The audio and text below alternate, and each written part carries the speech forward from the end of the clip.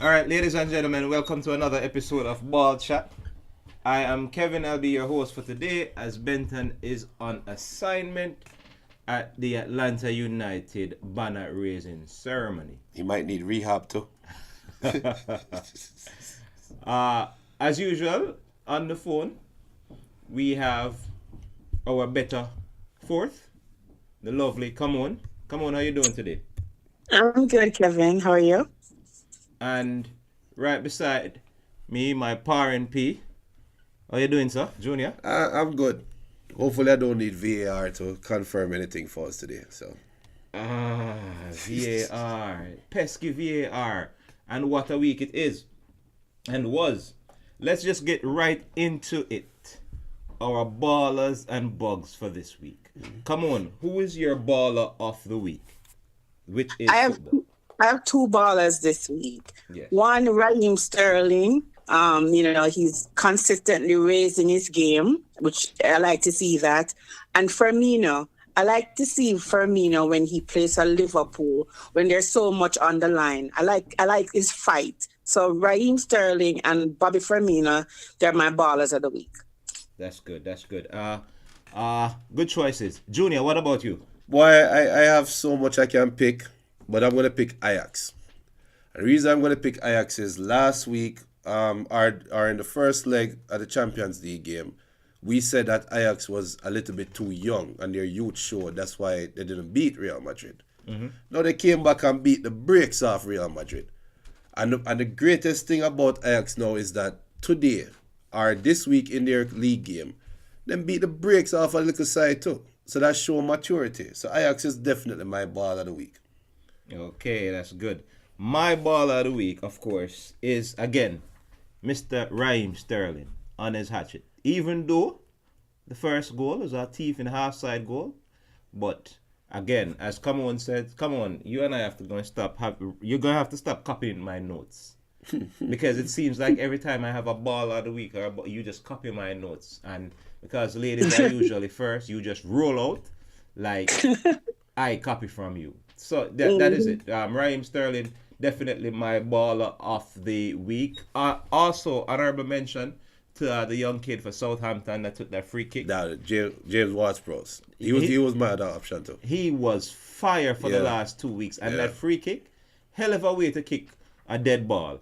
All I said to Jurgen Klopp, hurry up and call him up from the B side.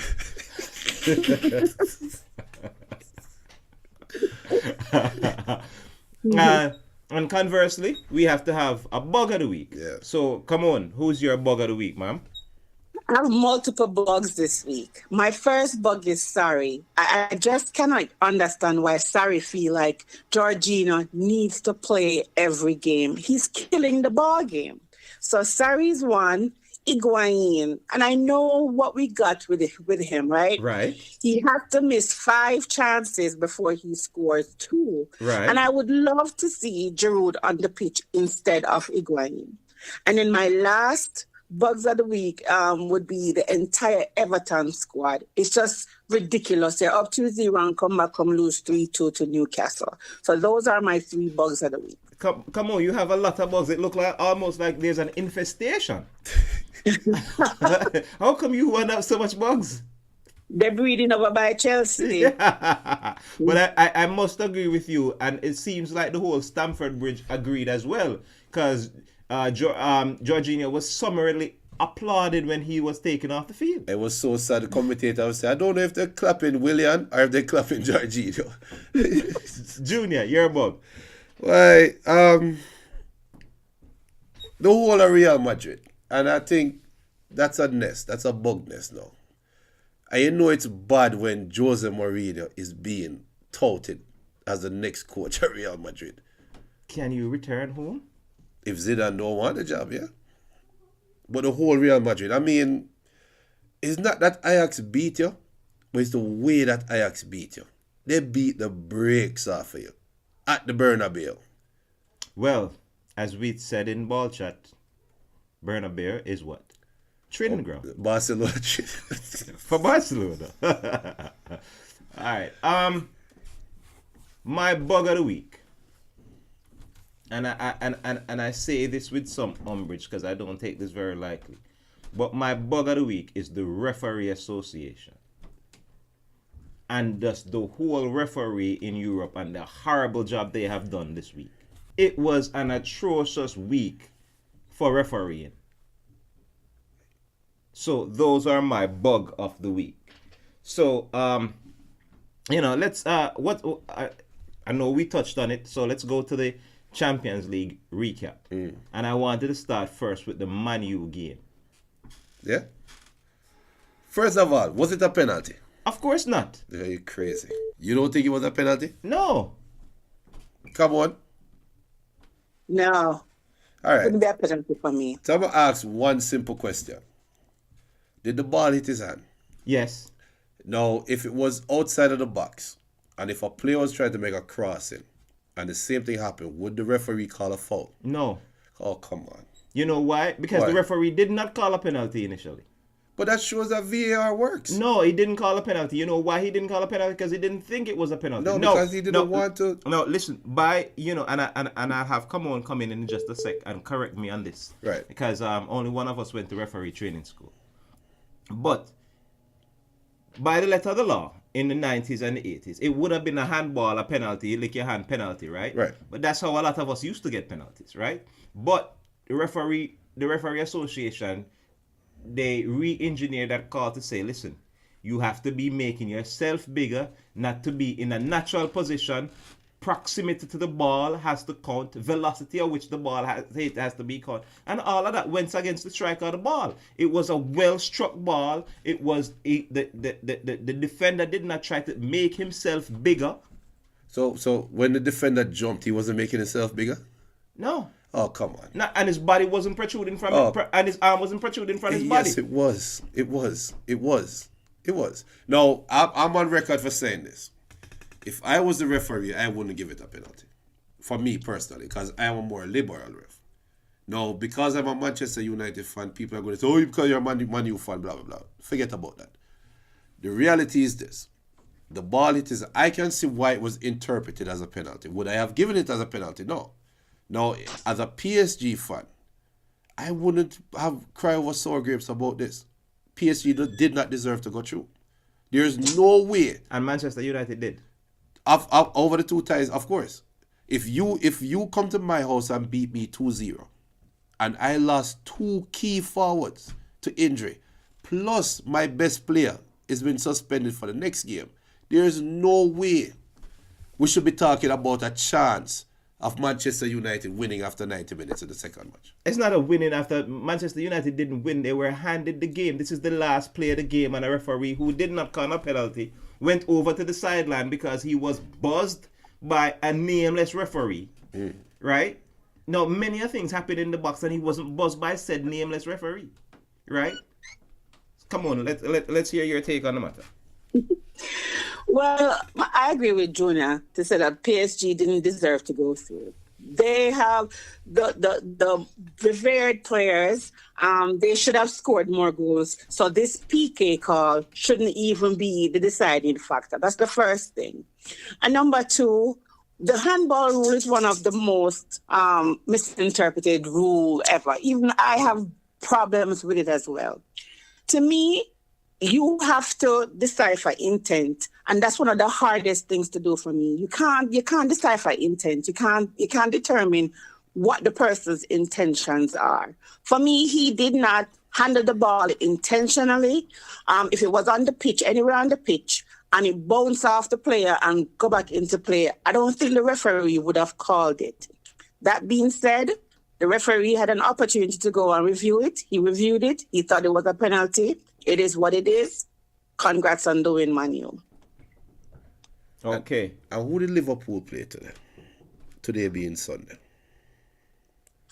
Burnley. Liverpool play. Burnley. Burnley. No, Burnley. The goal that Burnley scored early. Mm-hmm. If VAR was being used, you know that goal would have never counted, right? Yeah, so? If Burnley had won that game 1-0, or let's say it was a 1-1 game, you Liverpool fans would be crying your eyes out if you guys lost the championship by 1 point or 2 points over a missed call. VAR works, people. it works. That, you know what, Jonah, in I'm going to disagree with VAR works. No. My problem with this is that it is run by human beings. True. And we are watching the game. We are seeing it. And then we're looking at something and we're saying, okay, there's no way in hell that's offside, or there's no way that's a foul, or there's no way, that's a PK. And we're looking at it. And then the referee has the ability, or he gets the chance to go and see it, look at it from the angle that we're looking at, and he makes the opposite call to what we're seeing. Because sometimes VAR it's off. It really is. Sometimes what I like is that every goal is reviewed. Yeah. Right? But it's even worse than that. Come on, for me. This is why it's worse than that for me, right? The referee makes a decision on the field, right? He makes a decision on the field that, listen, this is not worth my time. Don't look on it. This play goes on, right? And then one of his peers said, listen, you may need to take a look at this. That's what a buzz is. Mm-hmm. So away, before the referee walks over to the half line touch, he has doubts. He had made a call. He was affirmative with his call, and now he has doubts. So now when him go over there now, is it his call or is it the call of the guy on the side? Because there are 100 calls that go on previously in the game, and the guy on the side agrees with all of those calls. So then there's no need for a buzz. So then the referee on the pitch is not truly the referee of the game. But not all players are buzzed by VAR. Not all players are buzzed by VAR, but we have watched, particularly this game these games this week. Mm-hmm. We have seen, in especially whether it be the Man U game, the Roma Porto game, we have seen multiple plays that required a look in opposition to what the referee called, and there was no buzz. I agree. There was no buzz for him. Why? Because the VAR ref agrees with it. So if he agrees, so who is the actual ref? True. I agree with you, Kevin, especially the Roma Porto game, right? Especially in the box for Roma. I mean, he should at least have gone over to see, just look at the second look on that foul in the box. So I understand what you're saying, but we have to remember, VAR is run by humans. Yeah. So they make mistakes on the pitch. They're still going to make mistakes in the room. So they have to figure out a way how to be consistent. And I think the football association, football body, is trying to make things a little bit more uniform. That's why they're trying to change the rules, like the handball rule. They're going to change that so we can kind of understand. Because even remember I was saying that even people have problems with the offside rule. If you're in an offside position and your arm is in an offside position, you are not offside because you cannot use your arm to score a goal. Right. But some referees call it offside, so it's just that the thing is not consistent. Well, you see, the technicalities of arms and stuff like that, I'm not gonna kill a referee over that, right? Except when you're but the technicalities of which part of your body is offside, I am not gonna kill a referee over that. Any part, some of it. But I definitely understand your point. Come on, because it's not a portion of your body that you can use to score a goal. But just the fact that somebody was kicked in the box, all over. You just went and looked at the VAR for a penalty, and here is this: the opposing side is having a fair shout. It's a fair shout. So then don't tell me when you're gonna look at the VAR. Then you're gonna say, okay. Penalty shouts are half side, those are VAR looks, right. And then whatever it is that the guy, because if the guy had buzzed him, if the guy in the thing has buzzed him and say, hey, I think this is worth a look at, what do you think would have done? The referee would have called a penalty. Yeah. So who is truly reffing the game? That's true. Yeah. Well, sorry, PSG. I'm sorry, Roma. I just say it. PSG should have put it away. And Roma should have put it away because I cannot believe Dzeko make old man Pepe run from all the way over to the wing, come clear off a ball off the line. Come on now. So I'm like, it is what it is. But you want to win the games, you put the ball in the back of the net. True. But I could easily say Pepe should have gotten a card and been sent out the pitch. And that's another thing for VAR because the guy that scored the wonder shot against Crystal Palace. Right. He should have been off the field within the first minute. Exactly. And VAR would have. So, I mean, right. hey. Sometimes you win, sometimes you lose. Right. Right. All right. Anything else on the Champions League side of things that was noteworthy for you guys? Tottenham. Big up Tottenham. Big up Yeah. Tottenham. I can't say that with a straight face. You know. Well, but I can't trust them, but big up Tottenham. For what? For beating Dortmund? Yeah, and the way to beat them. I mean, come on, no. I thought Dortmund was going to score like 4 goals. Tottenham shut them down. Like, Tottenham look at them and say, yo, you are my sons. Yeah, You have to get them props. Okay. What say you? Come on. I agree. I agree. They put the performance in, was a part bus performance, because they wanted to go on to the next round, and they did their job. Okay. Now, switching over to football in the rest of Europe, the EPL per se. Let's start from back to front. And the back game was probably the best game of the week, or the most touted matchup. Man U versus Arsenal. Now, Junior, as soon as the game started, Man U got a hell of a sitter. Yeah. What happened? That's what happened when you don't convert your chances. Especially from the guy who's been converting all these past 10 games. It's a much needed loss. It's a much needed loss. It's a coming down to earth, because us Manchester United fans seem to think that Ole cannot lose. We seem to think that Ole will get it right at all times in the Premier League. But nothing is wrong with that, Junior. Nothing is wrong with thinking that this man is invincible. Look at it. When he came on, you guys were struggling. Yeah. And now he is bringing back a winning mentality. And now you're saying that it's a much needed loss. Yeah, Oh my God. because the players need a shake up sometimes. Well, come on, you have to understand that Junior is a Mourinho disciple, so he's gotten used to mediocrity. So, when exceptionalism is in front of him, he don't like that for too long. No, but Arsenal has always looked to be on the up for the last couple of games. Inconsistent? No, they've been very consistent. They've been very consistent. They have showed something that they never had under Wenger for the last 10 years, which is heart. Is one thing Emery has put in this team is heart. They might not have the talent. But one thing Emery has taken out of this team is the ability to keep a clean sheet. Well, and they did it today. Does that say more about Arsenal or more about Man U? More about Man U. But now speak to the easy goal that the game made score. it is what it is. What more can we say? It is what it is. What easy goal are we talking about? The second goal? The first one, the Xhaka goal. Oh. It was wrong-footed. Yeah. Listen, he's still the best goalkeeper in the world. I agree. Right, I would take some from 300 and probably about 275 by now.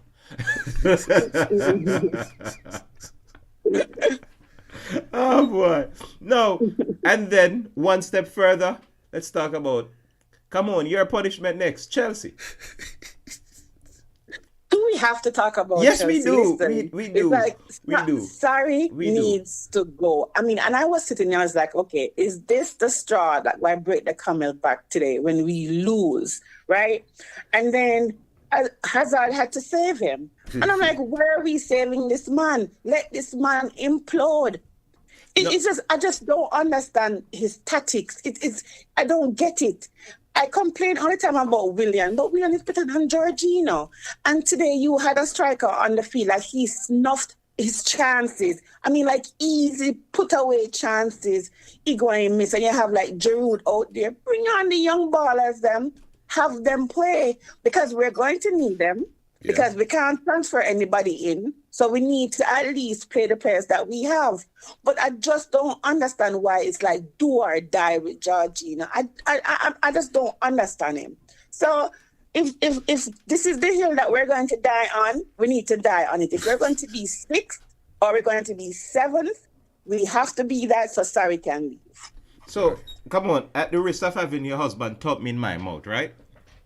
Yes. I said, but wait. Come on, should be grateful to Sarri. Because Sarri is performing a liposuction. Because every week, come on, don't have any gut left. Not this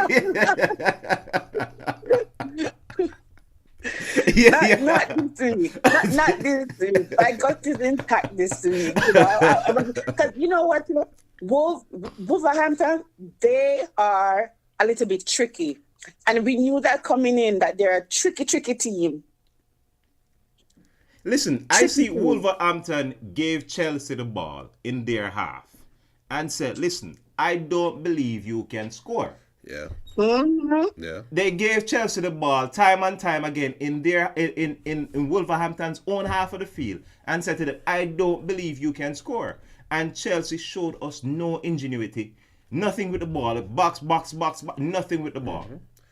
And I have to big up Rudiger. I never know Rudiger was that fast. He had to be. Couple times I see Rudiger save Chelsea skin. Now the goal, Rudiger, you kind of bite. But before that, I see that man save Moped skin so many times. I never knew it was that fast. That's the problem. Chelsea defenders are paying for glory and can't do their primary function. Yeah, I agree. They cannot do their primary function with Chelsea defenders, whether it be Rudiger or the Brazilian. David Luiz. Yeah. They cannot do their primary function. David Luiz can pass about 35 yards up, but he can't tackle him without kicking him down. Can't read the play. It's a Brazilian way. Yeah. You understand? And it's like, okay, they sell out for the win, and Wolverhampton is like, here's the ball, I don't think you can win. When Wolverhampton get the ball, kick right out to the half line. No, it's a foot race to the goal.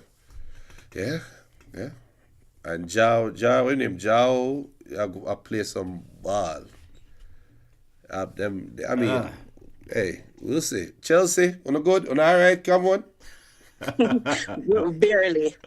No, onto the guy who came on the field, Mr. Marco Silva, and his Everton team. Two love up, coming off of a high of drawing the derby. You know, being get all hailed as maybe one of the reasons if Liverpool should lose this EPL trophy, that they were the answer. Yeah. What happened? He got Newcastle. No answer. I mean, it's like, just don't know. We just don't know. It's like I don't. There's no area that we can pinpoint to say this is the part that's going wrong. We just don't know. No, I have an area. I need them to go ahead and pay Richarlison and send him away. That is one area right there. Yeah. This guy has done nothing for the team. Yeah. Who, the Brazilian? Yeah. Yes. Nothing for the team. He's kind of harsh still, but he can't cash out. Name me one thing that Richarlison has done for the team in the last 10 games. You notice in the derby, they didn't even start him. Not at 70th minute him come on for the team. But I think we have to give Newcastle more credit than take away credit from Everton. I mean, give them credit. Miguel Almiron is proven to be a very good signing. No, let's perspective. I understand where you're going with that. Yeah. And I will cheer you after this. Perspective. Everton is supposed to be vying for a top 16 placement. Newcastle. In whose eyes? Where were they last year before or the year before they Man U signed away Lukaku? No, yeah, they were perennial top 7, top 8. Yeah, exactly. Yeah. So if you're top 7 and top 8, what is the dream? Not to be top 6 before top 4? Yeah, but no, they're not. No, but listen, slowly, you're going off the rails. So they're supposed to be vying for a top 6, right? Yeah, that is where they are supposed to be. Yeah, if I'm an Everton fan, yes. Right. We talk about 3 things in the Premier League: top 4, top 6, top 10. Right. Right. Right. Newcastle is a perennial team fighting to stave off relegation. Right. Come on, man. One team is supposed to be top 6, one team is 16. That's true. Supposedly. Well, after being up 2-0, you should have lost that game. No, there's no excuse. You just simply shouldn't lose that game. Exactly. There shouldn't be any excuse for them. Remember, they spent a boatload of money. They went out there and they spent a lot of money, and they brought in this excellent coach. A coach that they had to pay $5 million to the FA and to Watford for tampering. So you have this coach and this team, and they're struggling. So it's very sad to see. It goes to show money can't buy performance.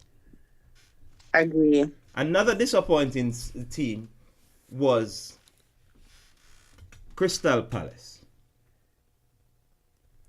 They have a whole bunch of disappointments on the team. When I looked at the biggest Benteke, one, I was just about talking. When I look at Benteke, right, from Liverpool, and I don't know which team him don't play for. When I had Batshuayi from Chelsea, when I talk about Zaha from Man U, I'm like, no. Let's not associate the Empire with Zaha, please. I mean, where was he? Crystal Palace. I mean, Zaha, he wants to dribble the ball. If this guy thinks he's playing basketball and he's gonna dunk the ball in the net, he wants to dribble the ball all the way into the goal. Townsend too, Andres Townsend. But that's how he has always played, Yeah. and that's how and that's what they loved about him when they spent all that money and brought him to Man U. They love this dribbling. Dribbling with his head down, right? Like he's pass like one, pass two, and he expect the defenders to usher him into the goal, and then he's always the first to get up and look like he wants to fight. Oh, man, get the hell out of here! Yeah. I mean, why are we surprised? Why are we surprised? Well, I like that the bottom teams that they're not going down without a fight. That's what I like. I like when they make it interesting. That's the beauty of the Premier League. That's the beauty of Premier League. Because look at what's happening in Germany. Look what Bayern Munich did to Wolfsburg. Give them a proper 6-love. That is true. We're not seeing that in England. England, everybody know this is the last 10 games. These are money games. All right. Mm-hmm. Other leagues, they say, yo, we're ready for vacation. Right. I mean, that's the beauty of English Premier League. Yeah. We'll see. And then the other games were, but especially Saturday games were a lot of upset. But the other games were par for the course, we should say. Yeah. They went the way they should. No, not Southampton and Tottenham. I wouldn't think that Southampton would be Tottenham. Yeah, would it be Tottenham yet? Yeah, we sort of forgot about that a little bit. But I mean, Tottenham, Mr. Pochettino said, we can beat anybody. And apparently they can lose to anybody. And they can't beat Southampton. I thought they fielded a strong 11 because Dele Alli, he's a very good player, and he started, right? And you had your Harry Kane, the golden boy. So to lose to Southampton, and the second goal was sublime. It was an excellent game. Yeah. Well, excellent goal. So that was one of the matches that I kind of like shook my head when anybody says that Spurs is a big team. I laugh because it's just you don't know what to get with them. Yes, they are bipolar. No, the Spurs side is a bipolar side. I agree. They win the matches that you don't think they will win, because I didn't pick them to beat Dortmund in the Champions League. And then the matches that you expect them to just beat this side up. Dele Alli came back. Dele Alli put a few balls over. Harry Kane tripped over his feet, and then he tripped over his feet and scored one. After he tripped over his feet and missed a few, early in the game, I'm like, okay, another lamb to the slaughter. Here we go, Southampton. But Southampton showed the heart that they've used to. Southampton been in this league for a while, and they're not going to be easily supplanted. Yeah. Yeah, the same thing with West Ham and Cardiff. I mean, Cardiff is 18th and beat West Ham. And we thought that West Ham was on the up and up. And it's not no 1-0, it's a 2-0. So as we said, as Junior said, the magic of the EPL. Well, with West Ham is a poorer bipolar of West Ham have depression. if Tottenham have bipolar, West Ham have depression. West Ham is a side that I don't even talk about. I had great hopes for this team. Yeah, I remember. So West Ham is I don't even talk about West Ham anymore. All right. So that was it for the week. That was the EPL. Let's start thinking about our previews for the Champions League game coming up this week. These games are, these week's game are hot games. We have Atletico Madrid, Juve. How do you see that game, sir? I don't know. Which Juve show up? That's the question. What about which Madrid show up? Come on. Which Madrid do you think will show up? Come on. Atletico Madrid will show up, and I'm telling you, my Morata will score 2 goals. Okay. So they're going to win 3-2. Okay. I am inclined to think Atletico Madrid will win this and send Cristiano Ronaldo home from the Champions League so he can use his 5 fingers and his hand and do something else. Hopefully that doesn't get him sued. All right. City versus Shackle. The first game, I thought, the first game, I thought that this was the lamb to the slaughter. And Shakhtar, they did a lot for themselves. They had a humongous game. Are we expecting more of the same? City is going to be coming off of a week that they have to think about the FA coming this weekend and every other thing. So what do you think? I think they'll lose 3-2. City. I think City will lose 3-2. At home? Yeah. Shackle, they actually impressed me. They were just unlucky. They impressed me. They clean up their game a little bit. Remember, City, they've played a lot of games. I'm thinking they'll lose 3-2. I am with you too, come on, except for the loss. Shackle has impressed me. They have cleaned up their game well. And but City will find a way to win. I don't think they will risk embarrassment at their house. But these games are going to start to take their toll on City. While we have started early numerations of having this conversation, how wise it is trying to go for all these 4 trophies. Regardless, City going to kill Schalke. I'm 2-1. That is true. That is true. All right. Barca and Leon. I think many have this as the most touted matchup for the week. What say you? Come on. Barca going to pull it out, but it's not going to be a big, high-scoring game. It's going to be 2-1. They're going to barely eke it out. Come on. I could have put money on the fact that you would have picked Barca. Look here, me and Benton, yeah? Junior, you think Leon can pull this off? I think they have the speed to pull it out. Do they have the mentality? I'm not sure. These games this week are very unpredictable. So I think Leon is going to win. I think Leon is going to win. I don't like betting against Messi, So. All right, Bayern and Pool. Bayern 4-1. Backside. I that too. The first goal. You see what Bayern the Wolfsburg today? I think they were thinking about pulling up. I really think they went out and said, we are playing Wolfsburg and we're playing against Liverpool.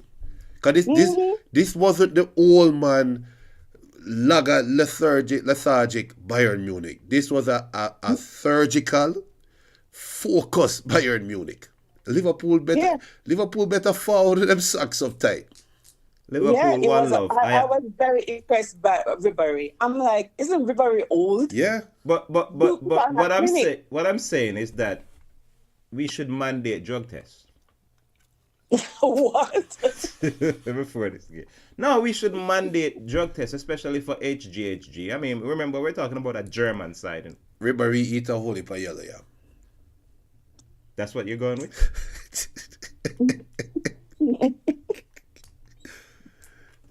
Yeah, but this as a Liverpool fan, this game scares me. Yeah. To know that we don't have an advantage going in, and going to Germany, it will be a tough task. Common sense will tell me that Bayern will win this one, but the fan in me is saying Liverpool 1-0. You are right, sir. All right. So let's quickly talk a couple things. Just real quick, we have news out of the U.S. women's national football team. They're suing their federation because they're saying about disparity between pay between the men, especially commiserate to per diem and hotels that they stay in and the like. Come on, I'd like to give you the floor. I think it is fair. I kind of appreciated the fact that Adidas came out to say that the prize money, all the money will be shared equally between men and women, which I think it's a good thing. My argument, and people kind of disagree with me with this, is that U.S. women national team, they're more successful than the men national team. Unfortunately, it don't equate in revenue. You don't see it in revenue. You don't see it in the attendance. You don't see it in the fanfare. But they have been doing well. They won the last World Cup. They're number one in the world. They're playing consistently well. So why not give them the same amount of money? Why not get the pool, split it up? If the goal scorers get $2,000 on the men's side, why the women can't get it? And that's what they're asking for, equality. For the men, for people to stick up and say, oh, the men play better ball and they play harder and whatever. They lost to Trinidad and Tobago and they did not qualify for the last World Cup. So throw that argument out the window. So I think this is what they're asking for, equality. And I think it's fair. I agree with you. And the reason why I agree with you, I think the federation, the body that comes from the federation, should be even across the board. The money you get from endorsements, now we enter into a different argument. So if Nike get up now and say, okay, I want to sponsor you as a player. No, me as Nike can say, because you bring 500,000 people, while the other bring 100,000 people, you're going to get 500,000 money, the other get 100,000 money. But the federation now, the money that's coming from the US Federation should be even across the board. I can even make the argument that the money coming for the women for the federation should be more than the men, based on success. Based on the ranking. Based on the rankings, based on the success. Consistency of exactly their performance. How can you have a World Cup winner, right, getting significantly less than a group of players who don't make it to the World Cup, don't qualify for the World Cup? I mean, I understand, and it's the same thing we have with the female sport right across the board. Even with NWSL, it's the same thing. The attendance is low. They don't get enough money. They don't get enough benefits. So I understand. I agree. They should split the money across the board. I disagree with both of you. And especially the narrative and the operative word that Kamon keeps saying is get. We're not hearing earn. Now, this is not college. This is not Title IX. This is a for-profit business. Now, a lot of the males are signed to multi-million contracts to multi-million teams and make revenue. And they get paid because of the revenue that they make. Right. No, Kevin. Give me a second. No, Kevin. You're mixing up the U.S. national team money versus the people them salary. It's completely different. You don't get a salary to play for your national team. You get a stipend. You get money from a pool. You get money. You get the money from the competition. For example, if you win the Gold Cup and you get $500,000, then the money is supposed to be shared with the winning team. So you are talking about something completely different. The women and the men will never get the same amount of money. No, I'm not talking about. Give me a minute. Come on, I'm not talking about something completely different.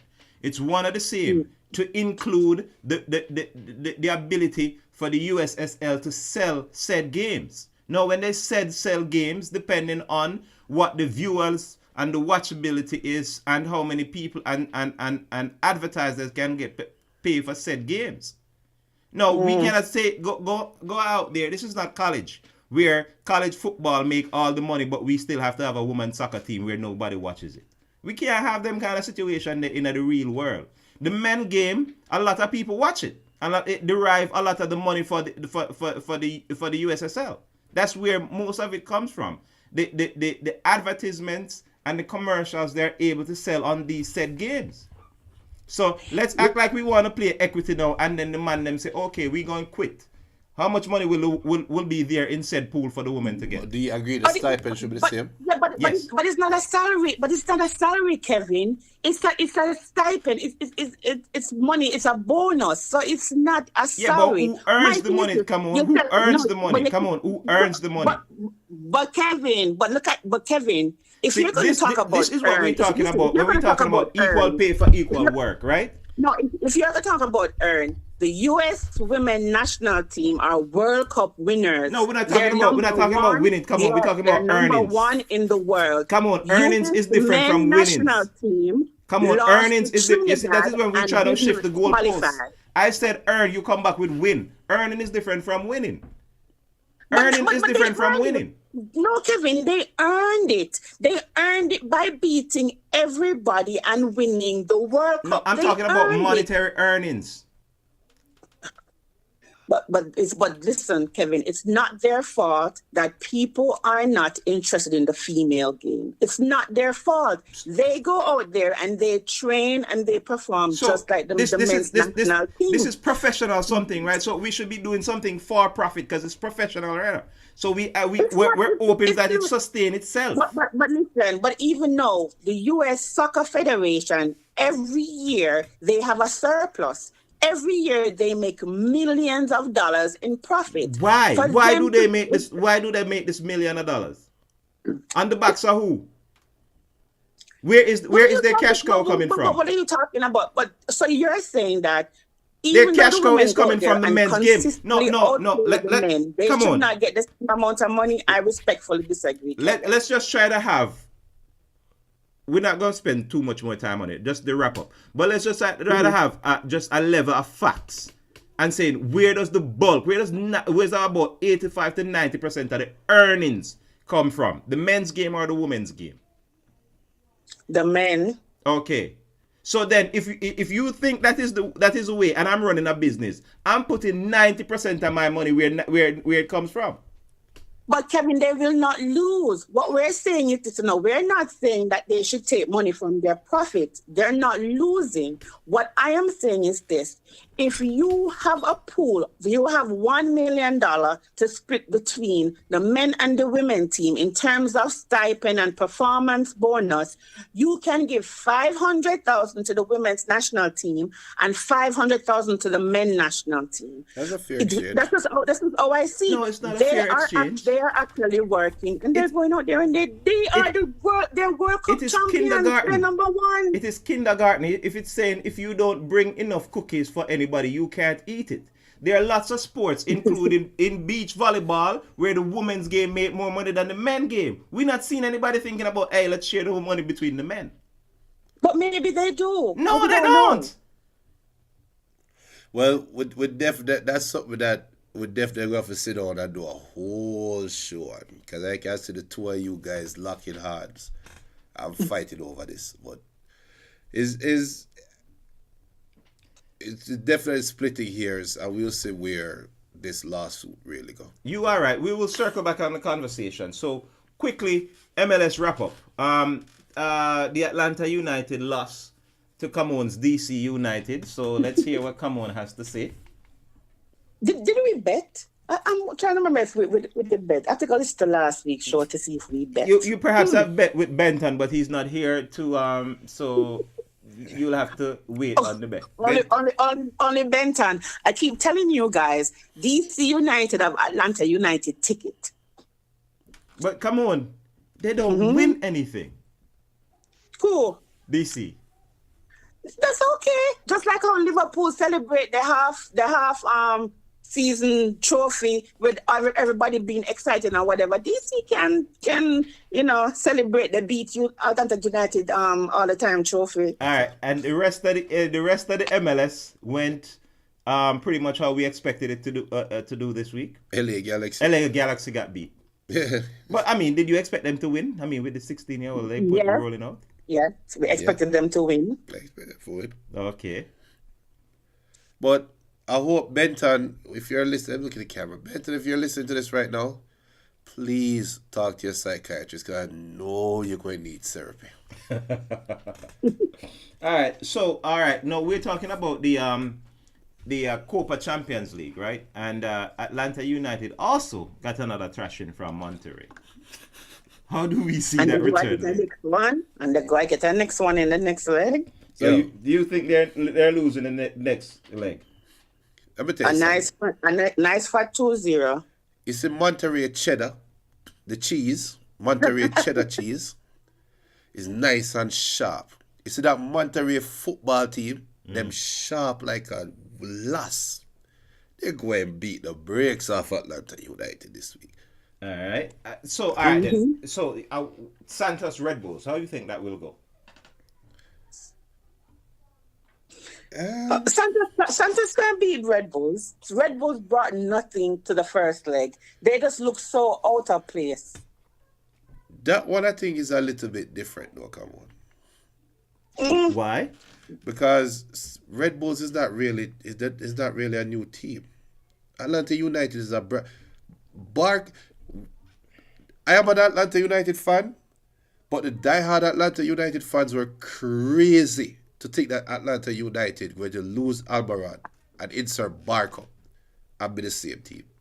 But they have Pity. Isn't Pity the best Argentinian player below Messi? Let me Isn't tell you that what I heard when he was coming to MLS? I'm a Brazilian fan, okay? When Neymar was coming out, there was a baller. That was with Neymar. Real Brazilian fans remember this team. So wait. Hold on. You said coming out. So all the flair that I see him do, there's more to it than that. When Neymar was coming on the scene, there was a youth named Gonzo. I don't even think people remember Gonzo. There were two players that Barcelona was fighting for. This Pity guy is Gonzo 2.0. He is garbage. I will go on the record as saying this. He's going to look good in MLS. But trust me, when he gets older and his talent is not catching up to his age, trust me, rubbish. When will he look good in MLS? Because he has played 4 games and No, he's played. No. He's played one MLS game, so his opportunity to look good is gonna get better. All right, so we in 2 more games we have Houston versus Tigres and Kansas City versus Indy. So we're looking out for those coming up this week as well, and we'll keep you in the loop as to the scores midweek on the Ball Chat YouTube channel and also our Mix Club. We're gonna wrap things up. Come on, here we're gonna go to our Ball Chat top 10, brought to us by our friends over there at Blazing Kitchen. Is our Ball Chat power ranking. At number 10, we have Man U going to PSG and win, but also losing to Arsenal this week. AC Milan stays true to form at number 9. Arsenal move up 1 spot at number 8 with their Man U victory. Juventus stayed at number 7. Bayern stayed at number 6. They did win a 6-0 victory over their counterparts in their home league. Kill them. PSG fell back down to the pack, in the middle of the pack at number 5, all owing to the fact that they laid an egg at home against Man U. Atletico Madrid remains at number 4, Barca at number 3, Liverpool number 2, and Man City still top of the power ranking for Ball Chat at number 1, all owing to the fact that they still lead their domestic lead all by 1 point and a goal difference of about 6. Man sound like a Liverpool funny. like it hurt him. I mean, if it hurt me. Well, fans, subscribers, viewers, go on our YouTube channel, click, share, like, subscribe. Ball Chat on Twitter, Ball Chat Podcast and Mixcloud, and our Instagram account. Ball Chat, we're out. Little more. What's up?